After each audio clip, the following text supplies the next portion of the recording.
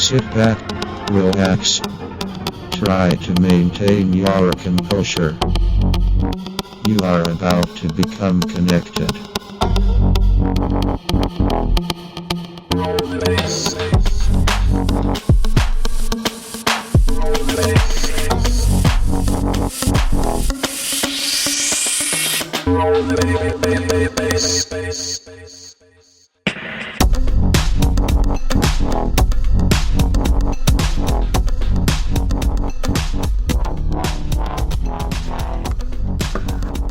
Hello everybody to number 5 of the Connect podcast. The fifth Connect podcast on a very special day in the human history. The 21st of the 12th, 2012. Yep. So this is a 333. for Sean. For me. 2 plus 1 plus 1 plus 2 plus 1 plus 2. Yes. So it's 333. This is we decided to do a podcast today on basically the coming of the new age. So in astrological terms, we just had the age of Pisces, and now we are moving into the age of Aquarius. So anyway, so what Sean is trying to say is that the date 21st of December 2012 is a significant day in many people's minds, and there are many different perspectives and reasons as to why that comes about. But the main origins of this particular date and the reasons it's been given to us is from ancient times, from the Mayans, back a couple of thousand years ago, when the Mayans were around, which they were around up until about 1400 AD, but anyway, they have been around for a few thousand years in their day. So a few thousands of years ago, they were quite sound astronomy scientists. Quite sound. They were pretty fucking pretty amazing. damn good back then. So and they were actually able to create a calendar which predicted time cycles thousands of years in the future.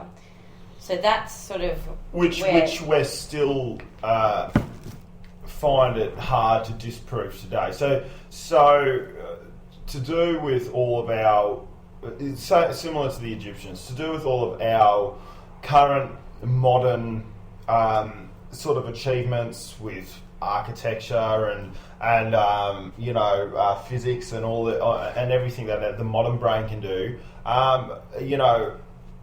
More to the point, the Egyptians and the Mayans and even the Aztecs, they definitely had their brains wired just as intelligently, if not more, for such a primitive brain back in the day in different aspects. So not necessarily the aspects which we see today when we look around the world and marvel at what man's created in the past 200 or 300 years. But back in the day when the Mayans and Aztecs and the Egyptians looked up at the stars, they were able to calculate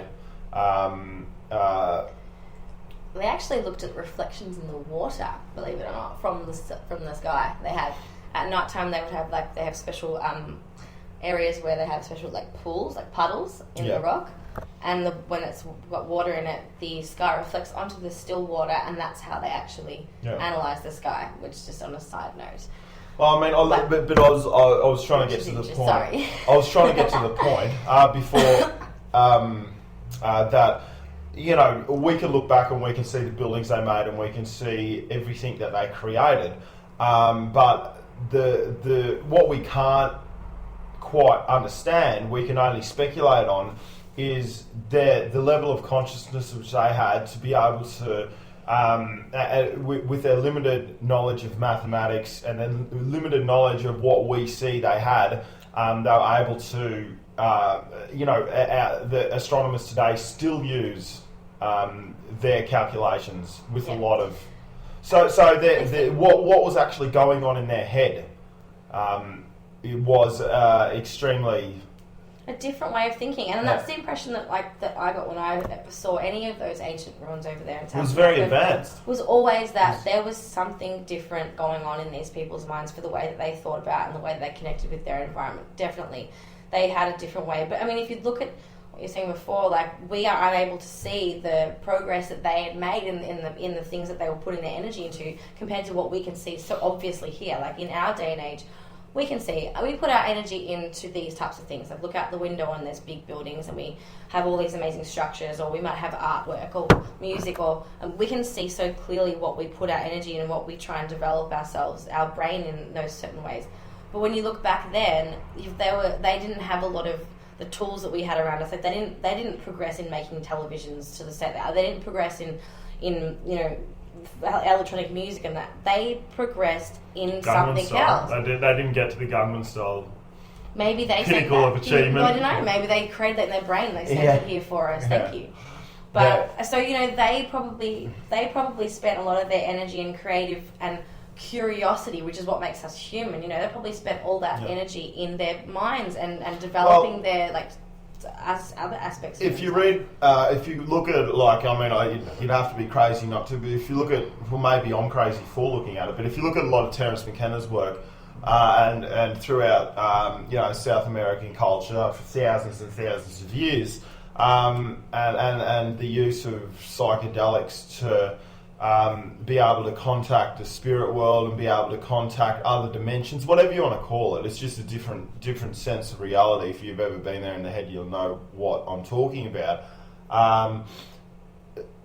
You can't correlate this physical world, materialistic, left-brained world which we've created since the burning of fossil fuels, since the Industrial Revolution, in regards to what the Egyptians and what the Mayans were doing back, thousands and thousands of years ago in their own head. Because a lot of what they did was a very right-brained way to think. It was very contact with the spiritual world. But some people believe contact with extra-dimensional aliens or something like that. But that very, very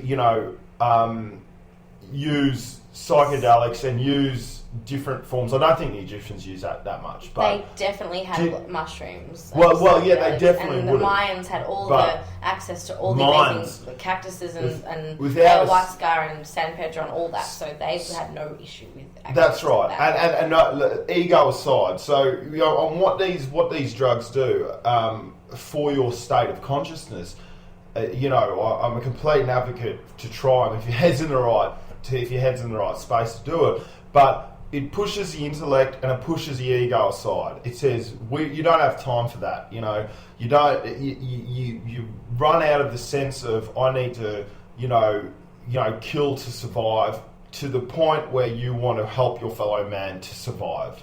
It's more to the point of cooperation rather than egotistical bullying of your fellow man, which is what our economic system creates in us. Because they have a different way of connecting to their environment, and they do. But it's a more harmonious way to connect with their environment than definitely. They were very different back then, and I think that the thing that we need to remember is that when we're being given predictions from people that are so different to the way we're so different the way we are from such a long time ago.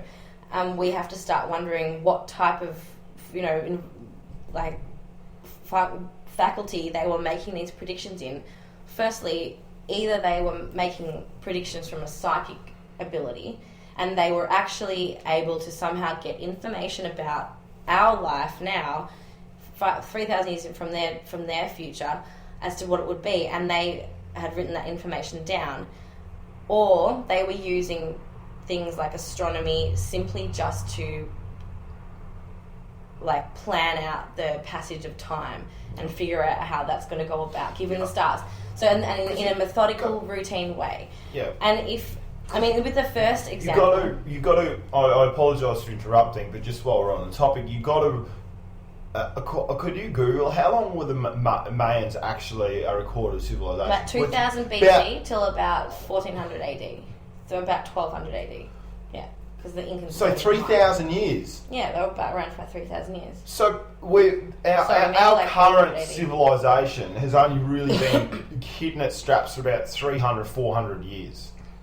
Our current civilization. Do you mean the way that we... No, the way that, let's say from just before, a couple of hundred years before the Industrial Revolution, we're only really starting to, get some serious progress with our the current form of civilization as we know. Well, I don't know. It depends if you look at the Roman times as, that seems to be consistent with democracy and stuff like that. We've got political systems in place in Roman times. So I think, but if you're looking at just industrialization, then that's only the last couple of hundred years. Well, industrialization, I'm still looking at... so the last couple of hundred years. Yeah, the last couple of hundred years. So if you've got a civilization that is, whatever happened to, it just dies off or whatever, but if you've got a state of mind which has been revolving for 2,000 to 3,000.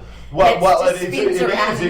I fully believe that the human consciousness is a state of mind which revolves. It goes. You live, you die. You go in, out. You go in, out. And the main concept of what we're here to do is just to progress, learn, and become better. Become not even better, but learn. And then come back, you die, and then you come back, and then you keep learning, and you keep going. It's just a ride, as the famous Bill Hicks said. I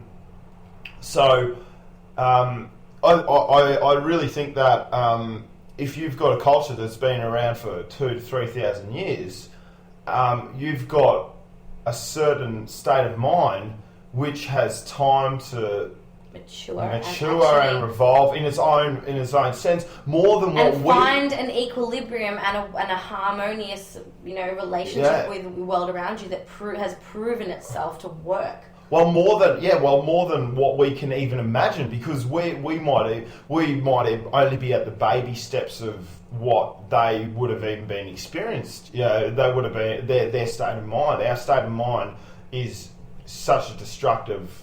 Yeah. Okay, well that's on a whole, Well, it's not at all. It's not at a whole other level because, No. I just mean that's another, discussion. That's a destructive. It's definitely not. No, it's in exactly the same concept of what we're talking about at the moment. They've got a particular frame of mind which has been able to be reviewed and participated in over and over again for such an extreme amount of time. So it works, yeah. Yeah, it works, and it's when I'm really getting to what I'm really getting to. Pardon me for my babbling. Just can't get the right words out.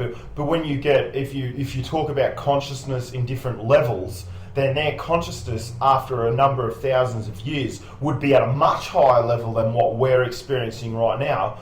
Because we're running a different game at the moment. No, why? Because we've been chopping and changing and progressing in different ways. I don't think that at all means anything to do with. No, it does. I think it definitely does. If you've got one definitive form, which they did have, one definitive form of the concept of, like the Native Americans, like our Aboriginals, of the concept of living in equilibrium with your surroundings and giving thanks to the world around you, and contacting and your ancestors through spiritual realms and that sort of thing, and no ego-based society, then your consciousness level, as in a harmonious being that lives for everyone and everything rather than for self and personal wealth and gain, then the consciousness level is at a much higher level than what we can even imagine today. So they would be a much more advanced race in that aspect. I don't think it's in any way right to talk about them being a higher level or more advanced. I think it's just a different level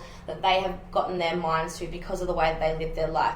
In terms of they've been practicing what they've been practicing, and they've been focusing energy on certain things in their culture. But what we've been doing, we've been putting our energy into things as well, and we have developed ourselves into those ways. And I don't think that consciousness is something that is only related to, what are you talking about? Your relation to be able to connect with and wholly with your environment and appreciate others. Do you mean consciousness and your ability to empathize? No. What? Because what I'm saying is that I think that our consciousnly at this time, then therefore, given the things that we've been highly experiencing here, we are very good at. We are diversely experiential. Blowing shit up. Well, no. We are diversely experiential in that we have we are beings that live in an environment with so much going on all the time. We put ourselves under all these different situations. We get fun from extreme pleasure, and we go and do extreme shit things. We have ups and downs, and we regardless of how spiritually whole anything is or how